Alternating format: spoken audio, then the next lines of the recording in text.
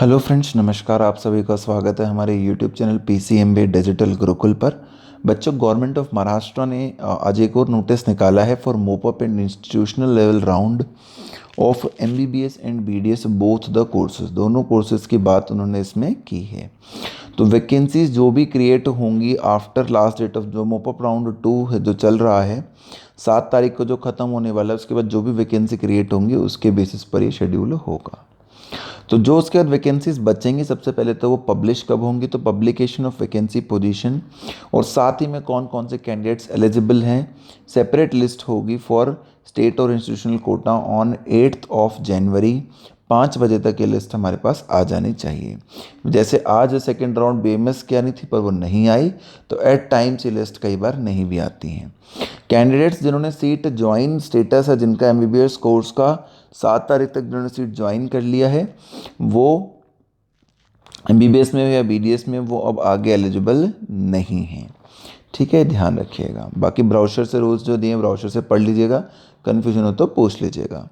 Eligible desirous candidates, जो भी eligible candidates हैं उनको अप्लाई करना होगा। अगर जो इंस्टीट्यूशनल कोटा में है तो वो पर्सनली जाना होगा प्राइवेट कॉलेज में for state quota and institutional quota, क्योंकि अभी आगे के राउंड्स हैं तो कॉलेज लेवल पर हो रहे हैं, तो आपको कॉलेज में भी जाना होगा for state and institutional Kota.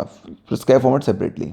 9 तारीख से 11 तारीख तक आप ये काम कर सकते हैं कि जो भी आपको मेरिट लिस्ट आ जाएगी 7 तारीख को, उसके बाद आप एलिजिबल लिस्ट में इसके बाद अपना वहाँ पर जाकर फॉर्मेट में सबमिशन कर सकते हैं। उसके बाद कोटा वाइज मेरिट लिस्ट जिन बच्चों ने अप्लाई किया उनका आएगा, फर्स्ट सिलेक्शन लिस्ट और वेटिंग लिस्ट नोटिस बोर्ड पर कॉलेज की और वेबसाइट दोनों पर डिस्प्ले की जाएगी। लिंक ऑफ कॉलेज वेबसाइट जो है वो आपको इसी वेबसाइट स्टेट CET महाराष्ट्र पर 11 तारीख को 6 बजे तक मिल जाएगा। सिलेक्टेड कैंडिडेट्स जो होंगे उनको 11 तारीख तक ही ज्वाइन कर लेना है, ऑल ओरिजिनल डॉक्यूमेंट्स के साथ। Joining period of selected candidates जो है, जो 11 तारीख को आएगा, उनको 12 से 14 तारीख तक ज्वाइन कर लेना है। अगर फर्स्ट सिलेक्शन लिस्ट के बाद भी कोई कॉलेज लेवल राउंड के बाद वैकेंट रह जाती है पोजीशन, तो 14 को ही 6 बजे डिस्प्ले कर दी जाएगी। सेकेंड सिलेक्शन लिस्ट 8 बजे जो है वेट लिस्टेड कैंडिडेट्स में से आ जाएगी, यानी दोबारा से आपको अप्लाई करने की ज़रूरत नहीं पड़ेगी। और 15 के 3 बजे तक जो है सारी ज्वाइनिंग हो जानी चाहिए। अगर उसके बाद भी मोपअप राउंड 3 कह लो इसे, उसके बाद भी रह जाती है वैकेंसी, तो सेम डे 15 को 3:30 बजे वैकेंसी निकाली जाएगी और 5 बजे तक रिपोर्टिंग हो जाएगी और 6 बजे तक सारी काउंसलिंग फिल हो जाएगी, क्योंकि कट ऑफ डेट 15 जनवरी है एडमिशन की। एकेडमिक सेशन जो है वो 2 फरवरी से शुरू होगा, ये भी बात क्लियर है। अब जो बात हमने ये करी है अब तक बेटा, ये किसकी करी है, तो प्राइवेट अनएडेड मेडिकल और डेंटल कॉलेजेस की। Now let's talk about the government colleges. तो publication of mop-up round 2 government college का जो है वो 8 तारीख को किया जाएगा। Joining period of mop-up round 2 जो है वो 9 से 12 जनवरी पर होगा। जैसे वहाँ पर 11 जनवरी को लिस्ट आनी थी और 14 तक ज्वाइन करना था। पब्लिकेशन ऑफ मोपअप राउंड 4, अगर फिर भी कोई वैकेंसी रह जाती तो 13 को वो मोपअप राउंड की पब्लिकेशन होगी। 15 तक आपको ज्वाइन कर लेना है और 2 तारीख से एकेडमिक सेशन होगा, वो बात कॉन्स्टेंटली सेम है।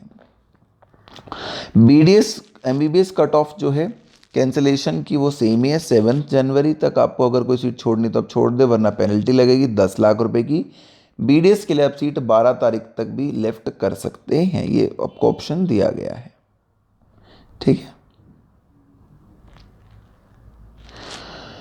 प्रोसीजर क्या है इंस्टीट्यूशनल राउंड कोर्स का private unaided minority medical dental colleges में।